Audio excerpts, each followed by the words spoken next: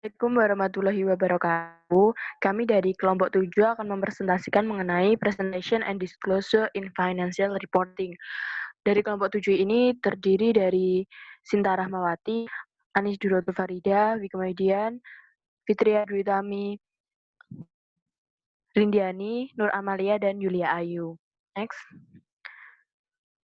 Yang pertama adalah prinsip pengungkapan penuh. IASB ini menyatakan bahwa beberapa informasi bermanfaat lebih baik disajikan dalam laporan keuangan. Seperti dilakukan pada bab yang sebelumnya, profesi akuntansi ini telah menerapkan prinsip pengungkapan penuh yang berlaku bagi laporan keuangan atas setiap fakta keuangan yang cukup signifikan untuk mempengaruhi pertimbangan pembaca yang menerima informasi tersebut. Prinsip pengungkapan penuh ini sendiri adalah panggilan untuk pelaporan keuangan di setiap fakta keuangan yang cukup signifikan untuk mempengaruhi penilaian pembaca yang memiliki informasi. Prinsip pengungkapan penuh ini dibagi menjadi dua, ada peningkatan persyaratan pelaporan dan pengungkapan data. Kedua ini akan ditulis oleh teman saya. Untuk peningkatan persyaratan pelaporan, penyebab adanya peningkatan persyaratan ini ialah kompleksitas lingkungan bisnis, keharusan info yang tepat waktu, dan yang terakhir ada akuntansi sebagai pengendalian dan pemantauan. Next. Ada pengungkapan diferensi. IASB menyadari bahwa persyaratan pengungkapan tertentu tidak diperlukan oleh perusahaan tertentu. IASB mengembangkan IFRS untuk kita skala tengah yang dikenal dengan SMIS. Tapi SMIS ini memiliki kekurangan atau kurang kompleks untuk beberapa hal, yaitu yang pertama untuk topik yang SMIS dihilangkan. Kemudian ada memperbolehkan beberapa pilihan kebijakan akuntansi, kemudian ada revisi bagi SMIS, dan yang terakhir ada beberapa prinsip untuk pengakuan dan pengukuran aset, liabilitas, beban, dan pendapatan disederhanakan. Kemudian catatan atas laporan keuangan. Yang dimaksud dengan catatan merupakan alat untuk memperkuat dan menjelaskan item yang disajikan dalam bagian utama laporan. Catatan dalam penyusunan laporan keuangan memiliki 3 kegunaan. Yang pertama, yang menjelaskan secara kualitas informasi yang berkaitan dengan item laporan tertentu. Yang kedua, memberikan data pelengkap yang bersifat kuantitatif untuk memperluas informasi laporan keuangan. Dan yang ketiga, yaitu menjelaskan pembahasan yang diberlakukan dalam laporan keuangan atau kesepakatan kontrak dasar. Next. Kebijakan akuntansi. Kebijakan akuntansi merupakan prinsip, dasar, konvensi, peraturan, dan tertentu yang diterapkan oleh perusahaan dalam penyusunan dan penyajian laporan keuangan. Perusahaan harus menampilkan identifikasi pernyataan mengenai kebijakan akuntansi yang diterapkan, karena informasi tentang kebijakan akuntansi yang diterapkan dalam entitas pelapor sangat penting bagi pengguna laporan keuangan dalam membuat keputusan ekonomi. Selain itu, perusahaan harus mengidentifikasi penilaian-penilaian yang telah dibuat dalam proses menerapkan kebijakan akuntansi, serta mengungkapkan asumsi yang telah dibuat. Next. Catatan umum. Pada ini merupakan bagian yang paling umum, di mana bagian pengungkapan utama terdiri atas perusahaan, PPE atau aset tetap, klaim kreditor, klaim pemegang ekuitas, konvensi dan komitmen, nilai wajar, pajak tangguhan, pensiun dan sewa, serta kebijakan akuntansi. Ini semua telah dibahas pada bab-bab sebelumnya. Dan pada bab ini akan mengilustrasikan 4 pengungkapan tambahan, yaitu transaksi peristiwa khusus, peristiwa berikutnya, pelaporan interim. Yang keempat itu semua akan dibahas pada slide selanjutnya. Selanjutnya saya akan membahas tentang isu-isu pengungkapan. Next.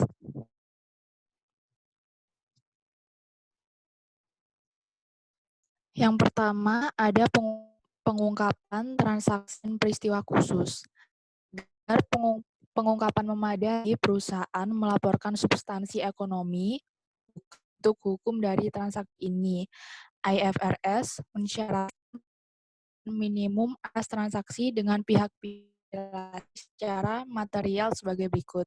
Yang pertama, sifat hubungan pihak-pihak berelasi. Yang kedua, jumlah transaksi dan jumlah piutang termasuk komitmen, sifat dan perincian setiap jumlah yang diberikan atau diterima. Yang ketiga, ada penyisian piutang tidak terkait dengan saldo piutang.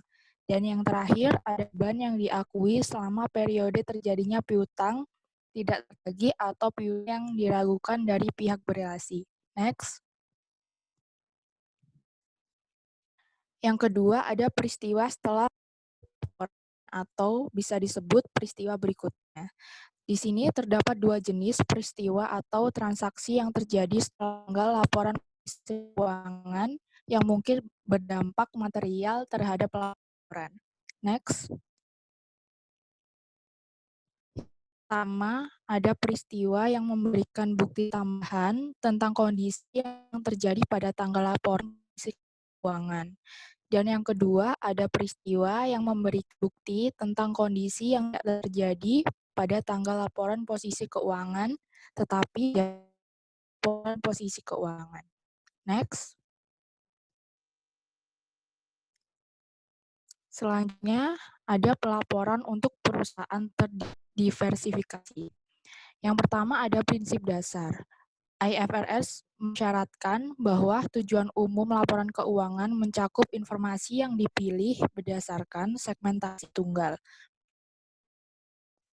Metode tersebut bisa disebut sebagai pendekatan manajemen. Segmen tersebut terlihat dari komponen struktur organisasi perusahaan.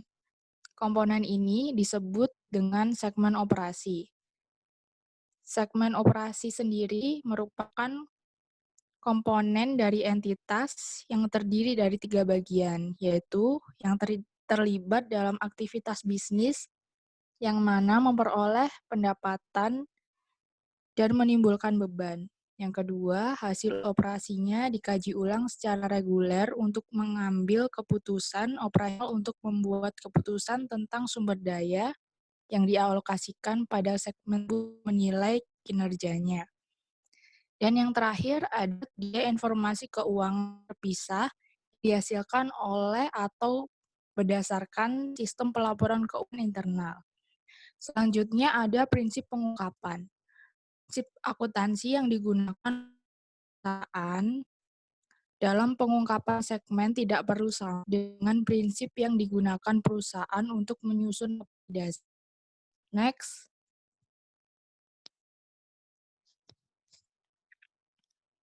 Informasi segmen dilaporkan.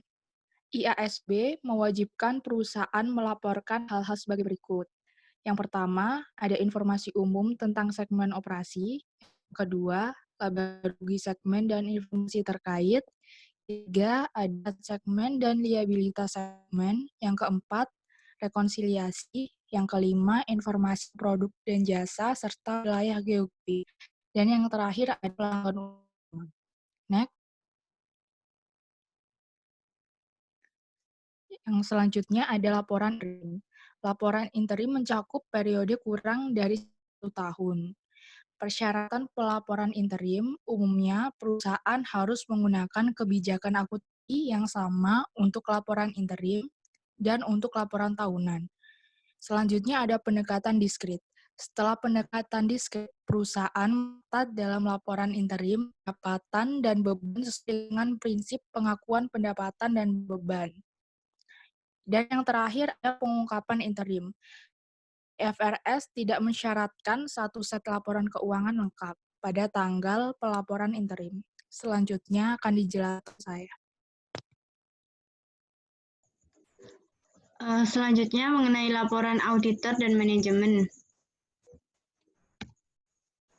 Selain pendapat bersih atau unmodified opinion, auditor juga mempunyai beberapa pendapat, yaitu qualified, adverse, dan disclaimer.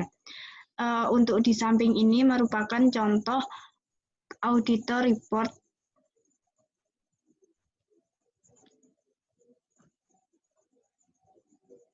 Selanjutnya mengenai manajemen report akan dijelaskan oleh rekan saya.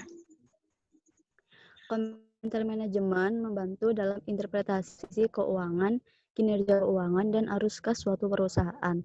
Laporan tersebut mencakup peninjauan terhadap yang pertama yaitu faktor utama dan pengaruh yang menentukan kinerja keuangan, yang kedua sumber pendanaan perusahaan dan rasio yang ditargetkan mengenai kewajiban dan ekuitas, dan yang ketiga yaitu sumber daya perusahaan tidak diakui dalam laporan posisi keuangan IFRS. Next.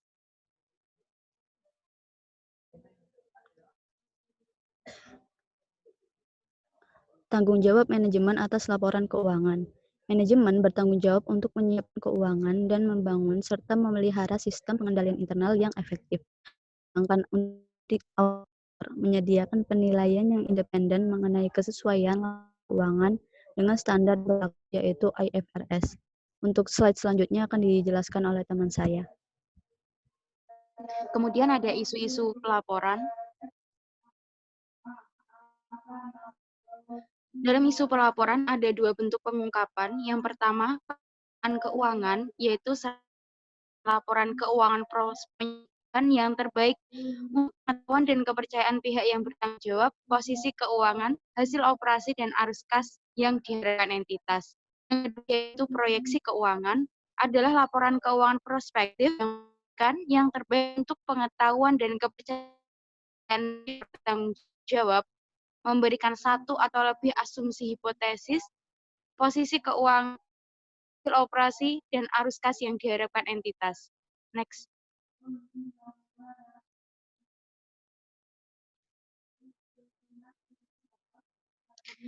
Penyebab kecurangan pada laporan keuangan antara lain yang pertama, tidak adanya dewan direksi dan komite audit.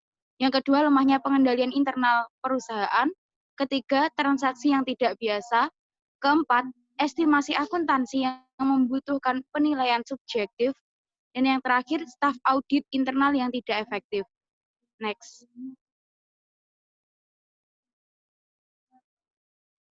Ada beberapa kriteria membuat pilihan akuntansi dan pelaporan, antara lain definisi, keterukuran, relevan, dan keandalan.